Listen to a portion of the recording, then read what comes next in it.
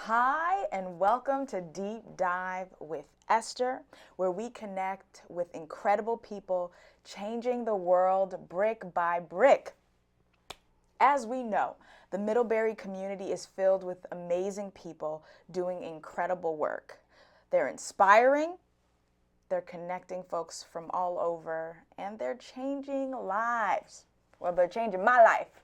And we have with us today an amazing guest and friend, Lindsey. Thank you so much for being here. Thank you for having me. Yeah, of course. Honored that you said yes, so thank you.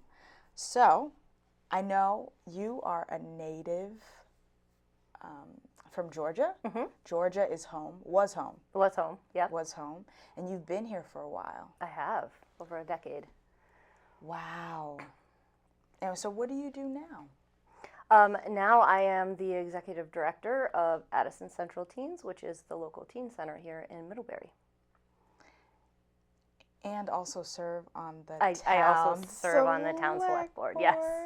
So some of your previous work include the counseling service of Addison County, Mm-hmm. and you have a background in human resources, and of course, a mother of three. I am a mother of three. Yes, and an active community member. I read, you like to read, garden, and watch sci-fi movies. I do. I definitely do. I love that. And I've been in your garden, and I love it. Yeah. We were just in there yesterday planting some things. So how did Middlebury become home for you? Why'd you say yes? Yeah. We were living in Virginia. My husband was teaching at William and Mary, and we were looking for a full-time. He was looking for a full-time gig, and got the offer here from Middlebury. And he actually came home to Virginia after the interview and said, "I'm not going to get it because the town is too nice. Like, I like it too much, you know." But he did get it, and we're very happy to be here. Yeah. Oh, so happy y'all said yes, because your yes turned into my yes. How did that be? I remember I moved here 3 years ago, and we met. Thank you, Joanna.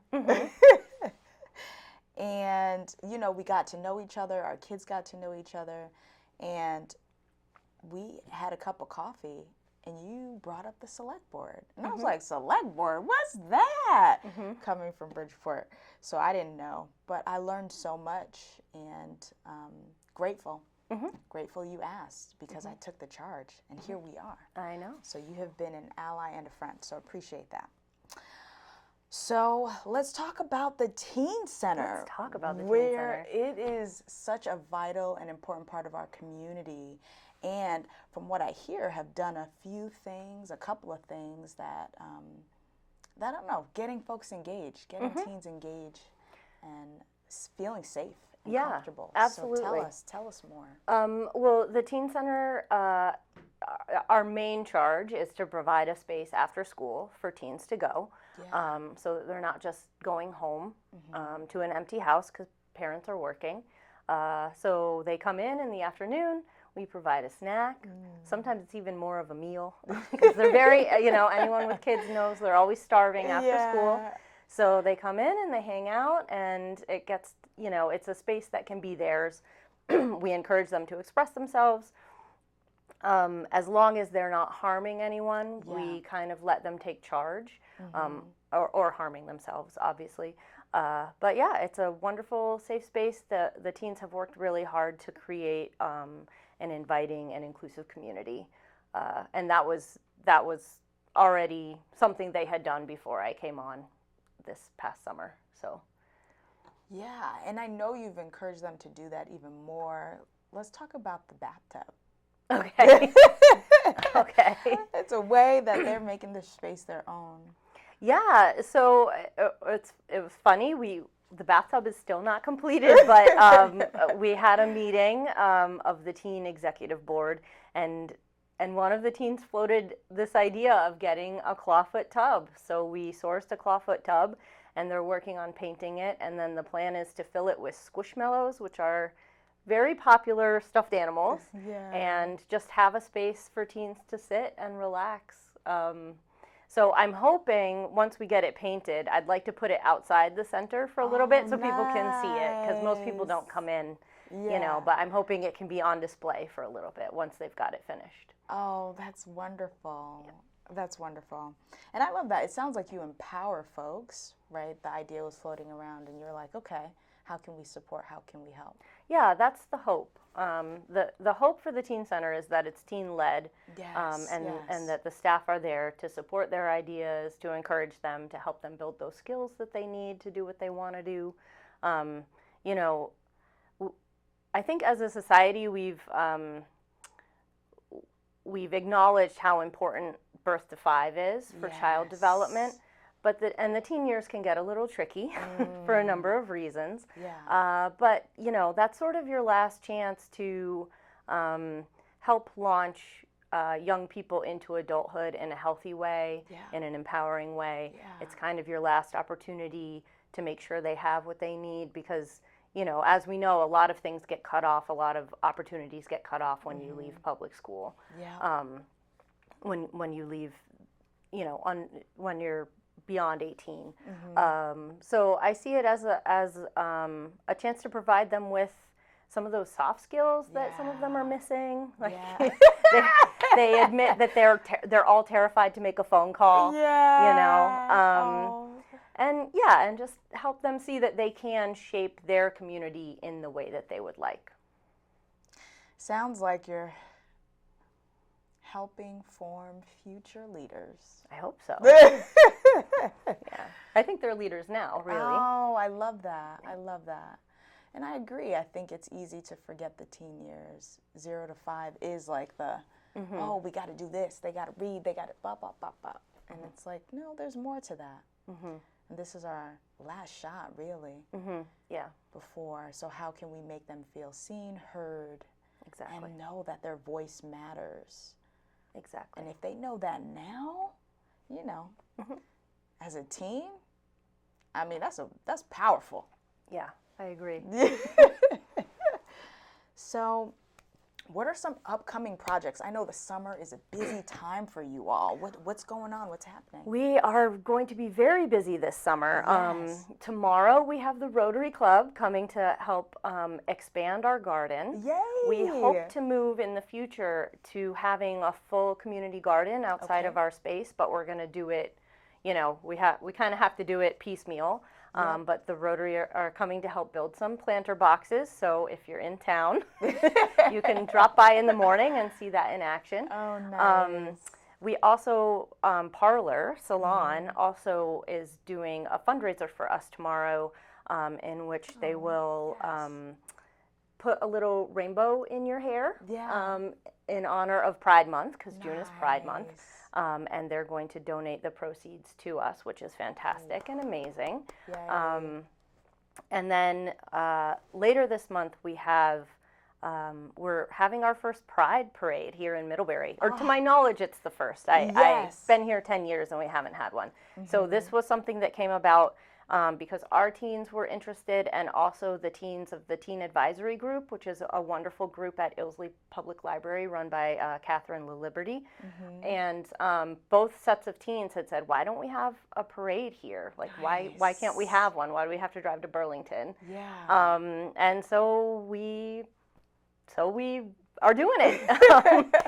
It's a little bit, you know, last minute. It's something neither Catherine nor I have done before, and I think it's going to be pretty low-key and hopefully feel homey. But we're going to have a short parade on June 18th at noon, starting at College Park and going to the town green, and then we're lining up some music, and that I'm hopeful that will include some of our teen performers, because we have a number of teens that are very musically talented. Nice. And we're hoping people will bring a picnic lunch, and we'll put some blankets out, and we're going to have some crafts and things for people to do, and we're hoping to make it just a fun family affair.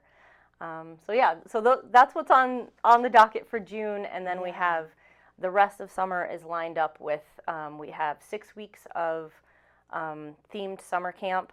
We also have we're doing the crowdsourced cinema movie this year, which is Star Wars: A New Hope. Oh, so, nice! I was so excited to see that.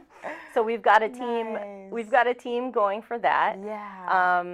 And we're also launching something this summer called Field Trip Fridays, which is just exactly what it sounds like. Teens can register and show up, and we will go somewhere. I know we're definitely planning to go to some state parks and just do some swimming. But we're also planning to go to there's an escape room in Burlington, which is super fun. So we're gonna give that a go too. So our hope is to provide something every week for teens to do in the summer, which is about double what we did last year. So we're really trying to make sure nobody's bored. Yes. Which can be easy. And I feel like, kids get to a certain age, and as a parent, you stop worrying as much. And, and let's be honest, teens like to be home alone. Yeah. A lot of the time they like to have run of the electronics and the fridge. Yeah. But, everything needs to be balanced. So we don't want it to be, I think for a lot of teens, the cost of summer camp is very prohibitive. There are amazing opportunities in the community, but they're not always affordable. And last year, my predecessor, Cecilia Robeson, launched our summer camp as Pay What You Can. And so we followed that model again this year, and we're hoping to make it a permanent portion of what we do. And so, families can elect how much they are able to afford, and that can be zero, and that is just fine. We don't ask for any documentation, just tell us what you can do, and we will make sure your teen has a good time. Nice. Yep. Nice. Ooh, talk about being inclusive. Yeah. We're trying. Yeah, no, I feel that. That's beautiful. It sounds like y'all are all doing some amazing things. I'm super excited about the Pride Parade. I will definitely put that on my calendar. Excellent. Thank you. So we can be there. How can we support as a community? How can we help? What would be helpful? Sure. Well, for Pride, we could use some adult volunteers to help set up, and also to just be, safe adults in the crowd. Yes. Because this is very much teen-led, and so most of the people in the parade will be minors, or a lot of them. We also welcome people to come be in the parade if your family would like to. If you've been to other prides that are, I think some of the big ones get a little bit risque. Yeah. But the smaller ones are usually homey. So if you would like to put your toddler in a wagon and come be in our parade, that would be great. Dogs are welcome as long as they're leashed. And then beyond that, we're always looking for people who would be willing to help make meals. We feed our teens every time they come. Again, that's just something we take on out of our budget. We're not, because we're not associated with the school, a lot of the money that's out there in the community for food programs is going through schools. So because we're not associated with the school, that's just something that has to come out of our budget. So if people are willing to cook for us, they should get in touch. That's wonderful. We're always looking for volunteers. We have two things coming up specifically for BIPOC teens. One of them is going to be another round of yoga. So that will be running out of Otter Creek Yoga, the Yoga Equity Project. And I don't have the dates off the top of my head, but if you're interested, get in touch and I will make sure you get that information. But so any BIPOC teens that would like to come, they can come to yoga for free. There's even a small stipend for coming. What we are looking for is a couple of BIPOC community members who would be willing to be mentors. Again, we would offer a stipend for that. And that would come out of our budget rather than the Yoga Equity Project budget. And we're also planning, we're working with Josh Hummel, who's a wonderful photographer, and he's going to be putting together some photography workshops for BIPOC students, for queer students, and then I think we'll also have one just open to anyone who would like to come. Yeah. And again, for the BIPOC and the queer groups, we would be looking for mentors that identify with those communities. And again, we would offer a stipend for those. But yeah. Oh, and we also have, we're putting together with Claire Tebbs, who does amazing art projects. She's the woman that does the lanterns, which I think are very cool. Nice. But so she's putting together a zine workshop, because zines are back, because the 90s are back, apparently. The 80s are out, but the 90s are in. So toward the end of the summer, I believe we're going to be having a little bit of a zine workshop. Nice. Yep. Ooh, and there's one more thing. I love it. I love it. So we've partnered with this fantastic group called the Forest Project. It's with the Forest Huts. They run a number of huts in our state parks. And they have this amazing opportunity where they'll take teens out in the community, out in the forest, and they stay at the hut and they do some, learning local flora and fauna, and they get to swim or fish or whatever. And it's totally free, including gear. If we can't source the gear for the teens, then they'll find it, or they'll donate it, or they will just buy it. Wow. So it's really amazing. So there's no reason why anyone couldn't participate in that. They provide transportation. They provide everything you would need. Yeah. So yeah, it's very cool. It's going to be a very exciting and very busy summer. And then it sounds like that last week of August, the staff of ACT will be completely off. We will do nothing because we will be tired. Of course. And I should mention that part of the reason we were able to expand so much this year is that Middlebury College offered us, they normally offer us one what's called a privilege and poverty intern. And it lets their student get some, experience, and it also helps us out. There are a number of these interns in the community, but this year they had an abundance of people who were interested, so we're actually getting 2 interns this year. So that effectively doubles our staff, and it's allowed us to double what we're offering. So it's really great. Wow. It's a great partnership. Yeah. I love it. I'm so grateful. Yeah, for those partnerships. That's what makes our community what it is. Yeah. And being able to provide different opportunities to us all. Exactly. Everyone who lives here in Middlebury. Exactly. I'm always impressed with meeting people, and it just feels like our community is filled with so many people who really look for ways to be helpful, really seek that out. We have volunteers from St. Stephen's, and they come and cook for us every week just because. And one of them said, "This is my Christian duty." I love it. Yes. I love it. Yep. That's wonderful. Thank you for, applying for the job and doing the work and continuing and supporting the teens and being that active member, but also being a bridge and a connector. I see you doing that in your work. Yeah, and I think for the teens, I think the teen years, it's easy to feel a little bit alienated or like you don't fit. And so with all of this, what we're hoping to signal to the community is that these teens are awesome. They're all funny. They're not always the teens that wind up in the paper for being, academically gifted or, particularly good at sports, but they're all incredibly talented and caring. So we hope to offer them to the community, but we also hope that in return they'll see that they live in a very caring community and that people are willing to step up for them and offer what they have and help them grow. That's beautiful. Thank you. Thank you. And thank you for creating that space. Yeah. Well, thanks for having me. Yes. So thank you for joining us and taking a deep dive with It was a Esther. deep dive. Thanks, folks.